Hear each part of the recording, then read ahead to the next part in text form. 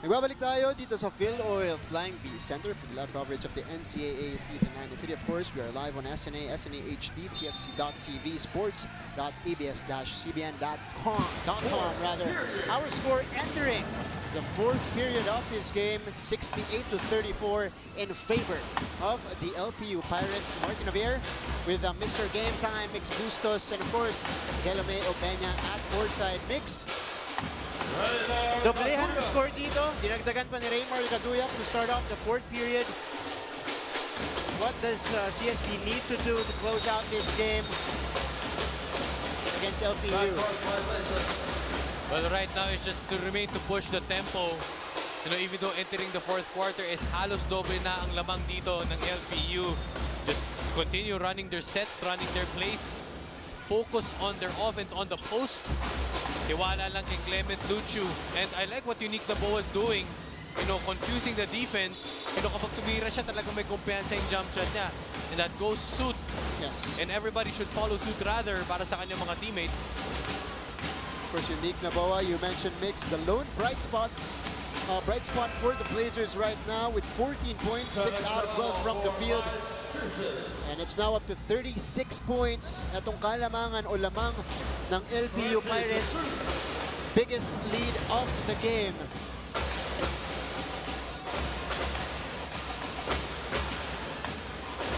JJ spins, fires, and able to fish a foul against Raymar Caduyac. Right now, 8 trips to the line. Palamang ang CSB, 3 main free throw baskets para sa kanila.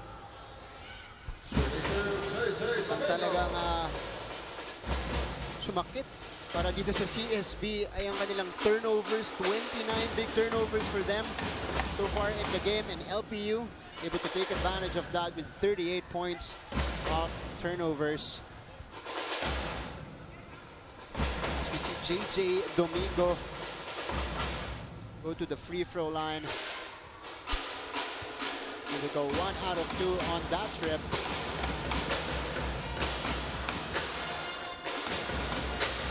I think here's the main difference for CSB this season.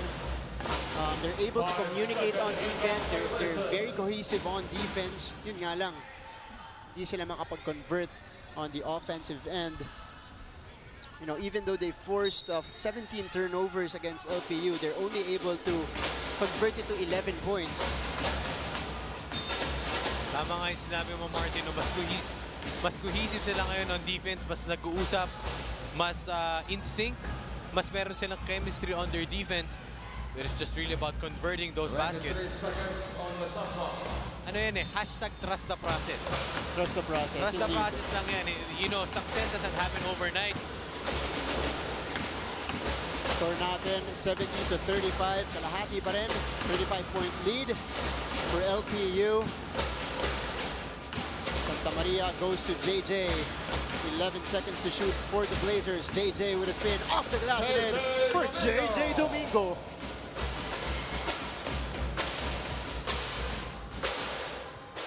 Caduyac naman sa kabila, umigot rin, drop-off pass. Marata, kick out to Preta, corner 3, Spencer Preta. Hitting one from the outside. That is the 11th three-point basket dito ngayon para sa LPU Pirates, just really doing the damage for them. 33 instant points from that rainbow country. Of course, they're 99 points in their previous game against the Arellano Chiefs is a season high. Let's see if they could surpass that in this game. They're now at 73 right now, and they forced another turnover against the Blazers. 30 turnovers now for CSB.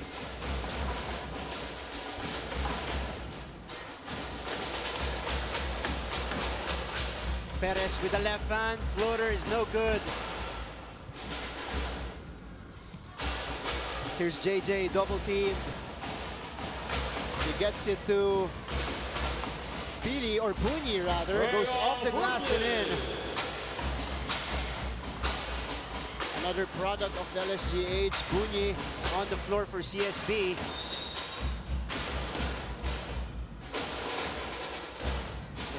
sa kabala, able to draw a foul. Samantala, Serrano also on the floor for LPU.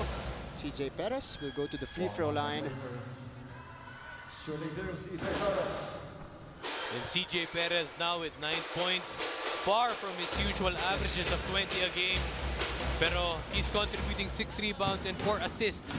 You know, hindi importante sa kanya na ma-meet sa kanyang average niya. Importante is just to make plays for his team. Pero ngayon, double digits na siya. The CJ Perez.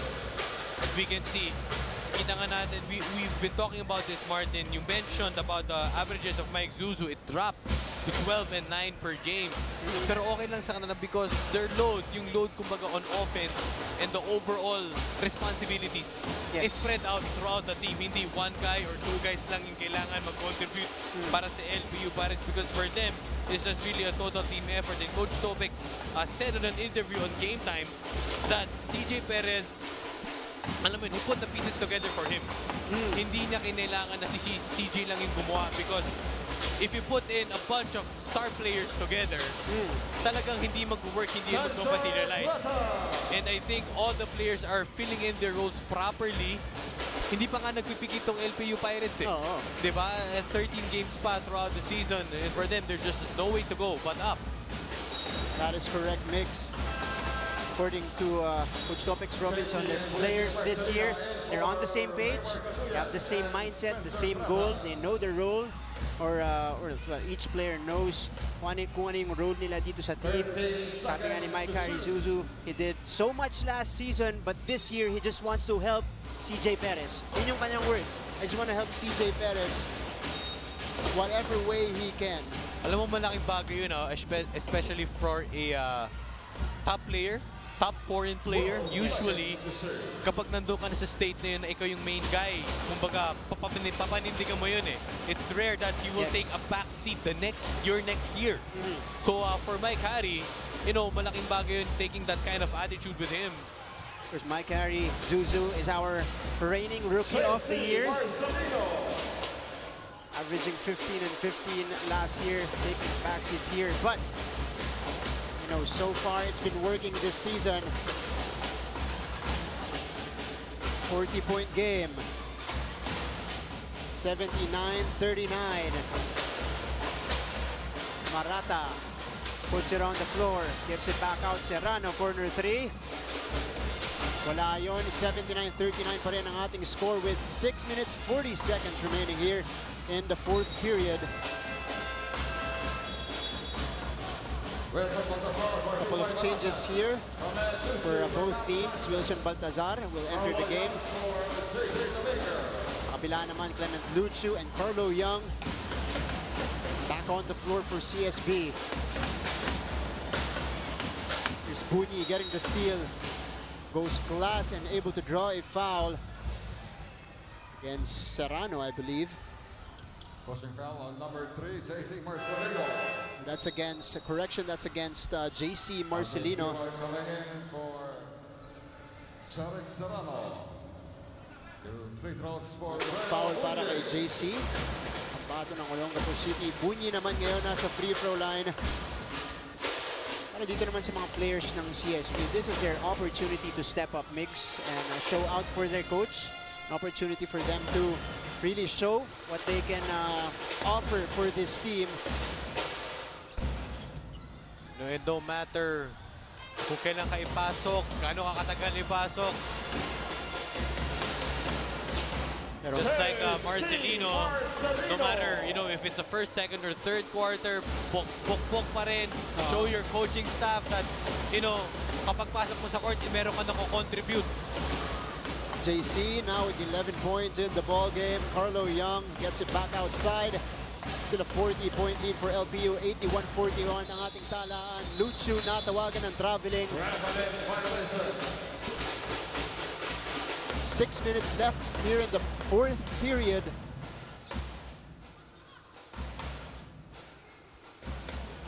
LPU Pirates will are enjoying their biggest lead of the season. At sa kabila naman, back to back per plays. kaya JC Marcelino. 42 points, biggest lead of the game and biggest lead of the season for LPU. And enjoying this game, of course, is Coach Muriel Garcia, Alvin Morelos, Michelle Mediana from San Francisco, California. Hello, nanonood Michi. ngayon. Ayan. Lahat po nang nanonood ngayon ng NCAA from CSB, LPU, mga alumni, mga estudyante, Pati mga dating player. Go ahead. Ang mga lolo ko tsaka lola ko Ayan. watching every game. Of course, sa ANC Newsroom, Paul Loyola, Jika Abello, Boyet Season. Mga nakatutok sa NCAA yan. Here's another knockout play for LPU, but JV unable to convert. Under 6 minutes left. Another turnover for the CSB Blazers. They have 33 so far. Or make that 35 turnovers for the Blazers in this game.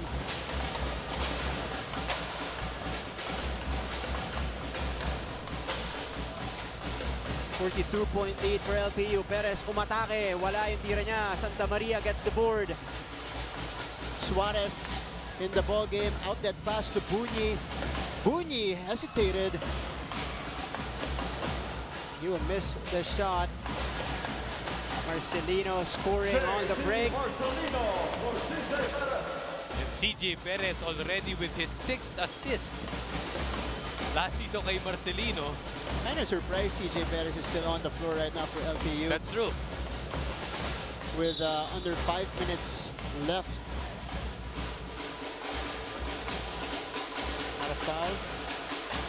Offensive foul on number 12. Tignan natin yung ating Vivo player profile. It's JC Marcelino, one half of the Marcelino twins. Really making an impact off this game. 17 points, 7 rebounds, and 3 assists.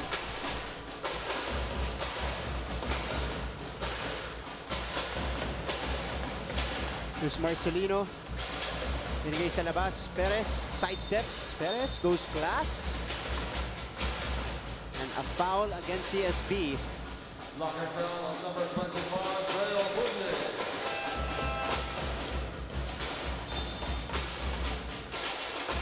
85-41 is our score. LPU Pirates still enjoying their biggest lead off the ball game with 4.5 minutes left. Perez adds to that. Well, Martin, it's safe to say that LPU will get this game.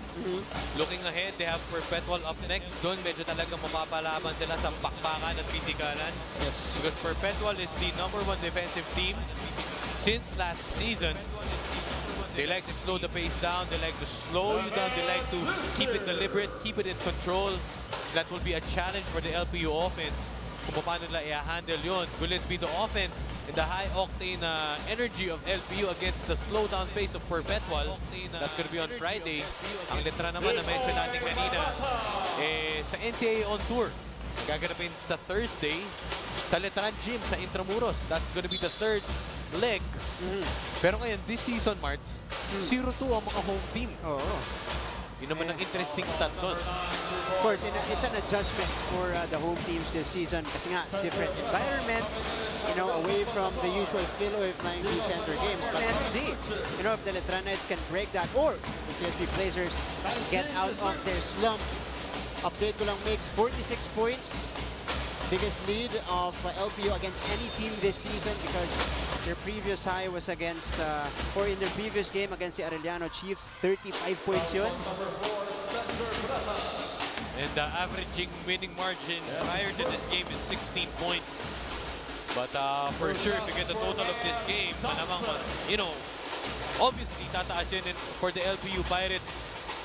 Grabe, you know, as in the LPU game against Arellano, I was surprised na talagang quote-unquote tinambakan nila ang Arellano. Yes. It just really shows the dominance of LPU this season.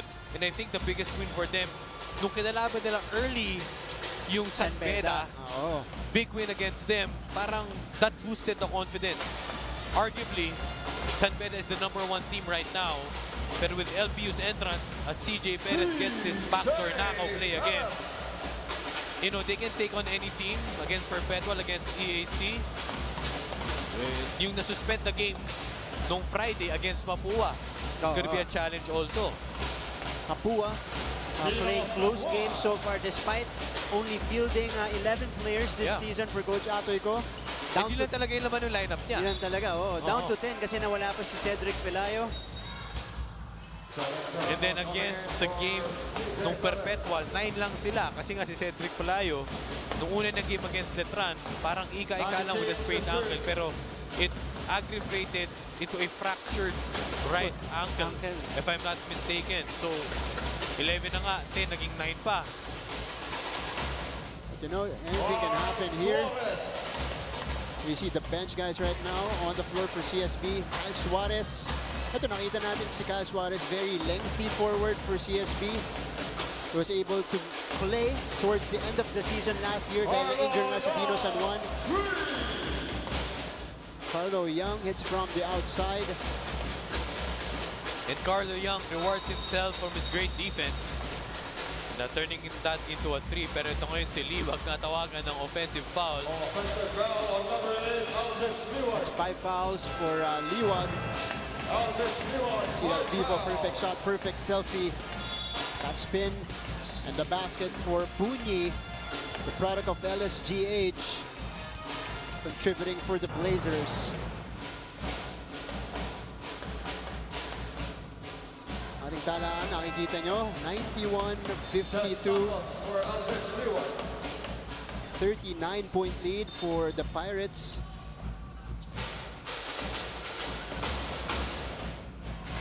But for the CSB Blazers, Martin, sorry, pero for them, it's just a learning experience. Every game is a learning experience for them. Mahaba-haba pa itong season. Doesn't matter if you get beaten by 1, by 20, or 30 points. Because every situation has its own lessons na kaakibat. Diba? Kung matalo man sila sa Perpetual noon in a close game, natalo sila by, 30+ points. Pero syempre, it's your challenge for your next games not to be blown out again like this. And for the games that you win close, it's a challenge also to close out more games. Yes. Diba? So for any team, in this NCAA, talagang developing lang talaga ito. And hopefully for Coach T.Y. Tam, every game, they develop the mental toughness nitong team. Kaya dahil according to them, they're not there yet. Hopefully these kinds of losses, able to show their character as a team. It's just really the special teams. If you build it from ground up, yung instant na nanalo. But then if you have, from the ordinary, from the normal, from the common ground, talagang kailangan pagdaanan mo yung mga ganito. Mga Jen Mix, pero puntahan natin ngayon si Jenny May Obeña for her 4th report of the game. Jenny? Yes, Mix. Andito kasama ko ngayon ang tatay ni Ralph Tansinko na si Mr. Rafael Tansinko. So, sir, sino po nag-influensya sa kanya para maglaro ng basketball? Siguro ako rin kasi nung kabataan ko rin, I used to play basketball a lot also. Tapos yung palabas sa TV na si Sakuragi, siguro yun. So sir, ano naman po ang masasabi niyo sa performance ni Ralph ngayon? So far, magandang pinapakita niya. Tapos, pati na rin yung mga teammate niya siyempre. Team effort, kumbaga. Thank you po, Sir Ralph. Back to you, Mix and Martin. Maraming salamat. Jelly May Obeña, again with the father of Ralph Tansinko. Probably very proud right now because Tansinko has had an efficient game.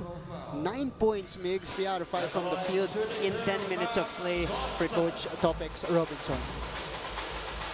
Well, Ralph Tansinko, showing us his range all throughout the season, provides that diversity para sa mga big man dito ng LPU. You have your starting big man who plays in the post, and then coming off the bench, shooter naman.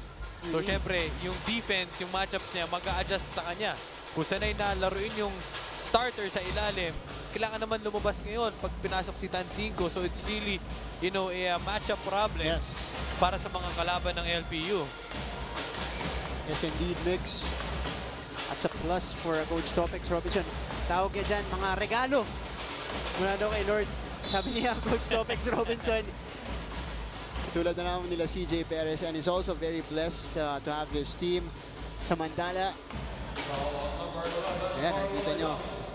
Coach Topex Robinson, aka Coach Carter.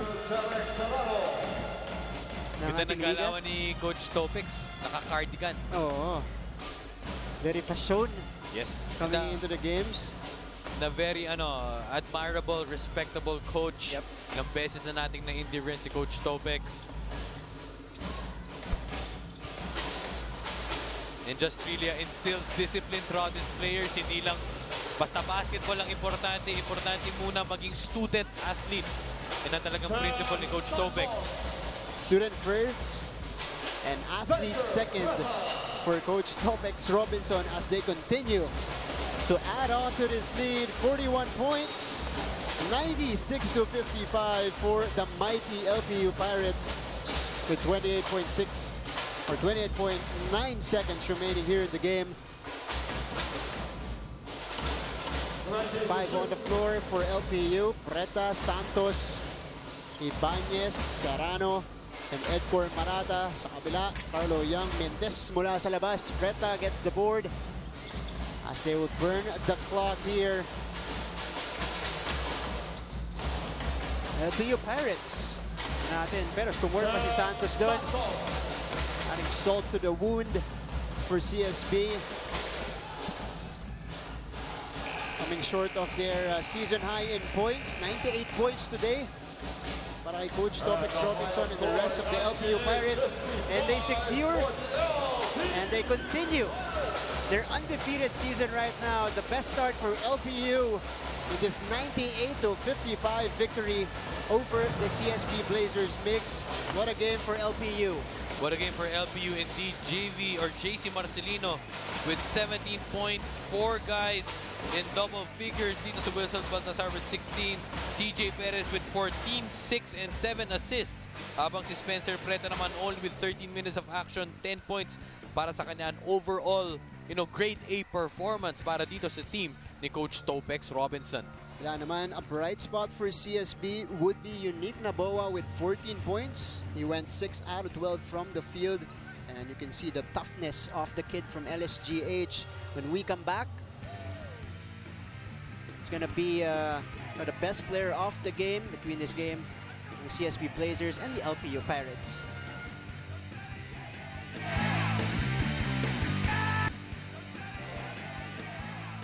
Balik tayo dito sa Phil Oil Flying V Center for the live coverage of the NCAA Season 93, and our chair for PGM tangkad-sagad scorer of the game is this guy, JC Marcelino, contributing 17 points mix to lead LPU. 17 points, 7 out of 9 from the field, 78% with 7 boards and 3 assists. To go with that, meron siyang 5 offensive rebounds. So talagang not just doing it on the defensive end, pero syempre his hustle and his effort. One of the smallest guys on the court is JC Marcelino. At nandito na nga, puntahan natin si Jelly May Obeña with our player of the game, Jelly. Yes, Mix. Grabe, JC. Back to back. Congratulations. So JC, anong masasabi mo para mapanatili yung momentum nyo as a team? JC? Siguro, gagawin pa rin namin yung trabaho namin para mapanatili namin yung laro namin ganito. Para sa team namin. Para gusto namin kasi magkambal, yung laro namin. Defense lang para makatulong sa team. Para ma-maintain namin kung ano yung laro talaga namin as a team. Ano naman masasabi mo sa mga sumusuporta sa'yo, mga taga-Lyceum or mga message mo sa fans mo? Mga taga-Lyceum, huwag kayong magsawang sumuporta sa amin para tuloy-tuloy lang itong trabaho namin para sa inyo, para sa atin lahat. Back to you, Mix and Martin. Maraming salamat, Jelly, with, of course, the best player of the game, JC Marcelino, one half of the Marcelino twins with 17.7 boards and 3 assists. In the meantime, coming up next, second offering po natin ngayong Huwebes, kauna ng Agosto, it's gonna be The Arellano Chiefs and the Coleo de San Juan de Letran Knights. Matitinding bakbakan pa po ang inyong mapapanood dito sa NCAA. Ayun po ang Arellano. Ito naman ang Letran. Letran, of course, actually parehong kupunan mix, looking to bounce back from their losses. Letran nga are 1-3 in the season. Arellano naman natalo ng malaki against, of course, the LPU Pirates in their previous game. Maraming salamat po sa panonood nyo once again ng NCAA Season 93 mula dito sa Phil Oil Flying V Center. Ako si Martin Javier, kasama si Mix Bustos with Jelly May Opeña at courtside, Lara Diang, Liano Campo, and of course, Direk Al Neri. Thank you so much for tuning in. Again, LPU Pirates with their 5th victory of the season. They're now 5-0 dito sa ating NCAA Season 93.